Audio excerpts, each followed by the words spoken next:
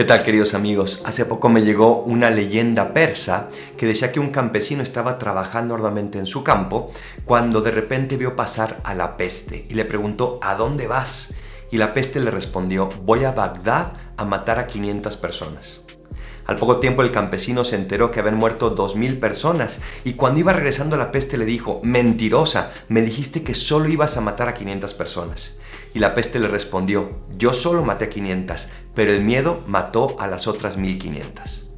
Estamos viviendo en tiempos de miedo, no simplemente de miedo por lo físico, sino también en miedo emocional, en miedo de la situación política, en miedo de la situación económica, en miedo de la violencia, en miedo de la situación familiar, en miedo de mí mismo, etcétera, etcétera, etcétera. Y el miedo es un enemigo terrible que tenemos que saber afrontar y confrontar, porque si nos dejamos llevar por el simple miedo, entonces vamos a terminar haciendo cosas que no son adecuadas y que no se identifican tampoco con nuestra manera de pensar, de sentir y de desear que nuestra vida sea de esa manera. El miedo no debe ser lo que defina simplemente nuestras decisiones. Claro que el miedo está ahí y claro que sería inútil ignorarlo, pero no podemos dejar que el miedo tome posesión de nosotros, sino que nosotros tenemos que decidir rectamente, a la luz de la fe, con nuestra razón, tenemos que decidir aquello que conviene hacer o no hacer. Estamos viviendo sobre todo muchísimo miedo por el tema de la salud y este coronavirus que sin duda está causando muchísimos daños. Pero no podemos permitir que esta crisis nos lleve a nosotros a comenzar a actuar desmedidamente.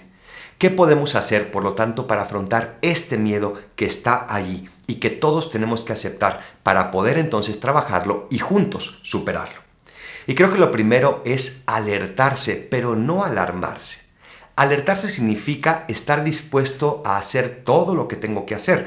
Claro que tengo que protegerme, claro que tengo que tomar medidas de seguridad, claro que tengo que hacer ciertas cosas para que este virus no se propague, pero no puedo caer en el alarmismo que me hace comenzar a tomar decisiones más allá de lo razonable, más allá de lo adecuado, más allá de lo que debemos de hacer para protegernos y ayudar a nuestros hermanos también a protegerse. Y ahí está lo segundo, tenemos que hacer todo lo que está en nuestras manos, todo lo razonablemente posible, pero tampoco podemos ser más allá de lo que humanamente podemos. Nosotros tenemos que hacer todo lo que está en nuestras manos y el resto lo dejamos en manos de aquellos que lo tienen que hacer. Humanamente tengo que lavarme las manos, humanamente tengo que evitar estar con gente que esté enferma, humanamente tengo que, si yo estoy enfermo, que curarme antes de poder salir, humanamente tengo que visitar al doctor si es que yo siento ciertos síntomas, pero no podemos caer en esos alarmismos que nos hacen dejar de ser nosotros mismos, sino que tenemos que poner todo lo que las autoridades nos piden, todo aquello que los médicos nos piden, pero no más allá. Así pues, hagamos todo lo humanamente razonable, pero no más allá. Tercero, humanizarnos. Estamos teniendo una oportunidad hermosísima de percibir los sufrimientos que otros tienen, de percibir las angustias que otros experimentan. Estamos viviendo tiempos de hermosa solidaridad, donde ya nos dimos cuenta que no somos países divididos, sino que somos parte de lo mismo. Somos un mundo, no simplemente globalizado, sino un mundo de hermanos que podemos sufrir juntos y que podemos afrontar las crisis juntos. Humanicémonos dando compasión a aquel que lo necesita. Tal vez no está sufriendo una enfermedad, pero está pasando tal vez por un momento de desolación, un momento de tristeza, un momento de soledad.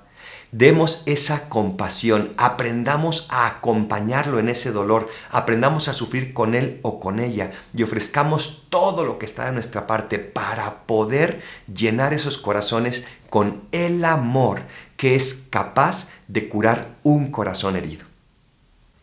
Y en cuarto lugar, confiemos en Dios. Me encantó la lectura que la misa de hoy nos proponía, que es una lectura de Jeremías, y la voy a leer con ustedes para poder sacar muchísimo fruto de esta palabra de Dios. Dice el libro de Jeremías: esto dice el Señor: maldito el hombre que confía en el hombre, que en él pone su fuerza y aparta del Señor su corazón. Será como cardo en la estepa, que nunca disfrutará la lluvia.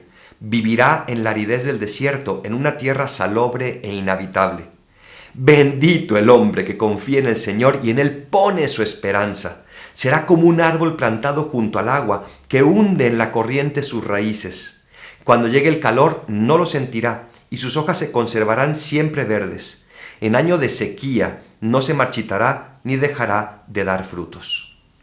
Bendito el hombre que confía en Dios. Me encanta esta palabra de Dios, porque no dice que no va a haber sequías, no dice que no va a haber días de calor, pero dice que ese hombre que confía en Dios va a tomar su fuerza de Dios y no de las circunstancias externas, no del equilibrio, no de la salud, tampoco de la enfermedad, no de las muchas riquezas o de la mucha pobreza, sino de Dios. Y si vienen esos momentos de sequedad, Él sabrá sacar fuerzas y mantenerse verde porque está enraizado en Dios. El miedo solo se cura con confianza. Confiemos en Dios. Y repito, hagamos todo lo que está en nuestra parte, pero más allá de lo que podemos hacer, eso dejémoslo en manos de Dios y confiemos en que Él sabrá sacar grandes bienes y también sabrá solucionar los grandes males por los cuales estamos pasando. Dios está con nosotros, no le cerremos las puertas, es momento de acercarnos más a Él, es momento de rezar más, es momento de comulgar más, es momento de confesarnos, es momento de rezar el rosario en familia juntos, es momento de bendecir los alimentos, es momento de pedirle su protección. No cerremos nuestro corazón a Dios, confiemos y entonces nuestra vida será como ese árbol frondoso que siempre estará verde, aunque pase por años de sequía y días de muchísimo calor. Confiemos en Dios y Él nos dará todo lo que está necesitando nuestro corazón. Repito, a Dios rogando y con el mazo dando. Hagamos todo lo humanamente y razonablemente posible, pero el resto dejémoslo en manos de Dios. Termino contándoles una anécdota, una reflexión que hace Carlos Valles, un excelente misionero en la India. Y decía que las serpientes, para matar al pájaro, no lo agarraban en primer lugar desprevenido, sino que lo miraban con esa mirada de terror y el pájaro paralizado no se movía y entonces se convertía en presa fácil sobre la cual la serpiente sale y se lo come. El miedo nos puede paralizar, no lo permitamos. El miedo nos puede aislar, no lo permitamos. Aprendamos a comunicar el amor y aprendamos esa compasión y esa confianza que solo Dios nos puede regalar. Gracias por estar dispuestos a ser apóstoles de la confianza.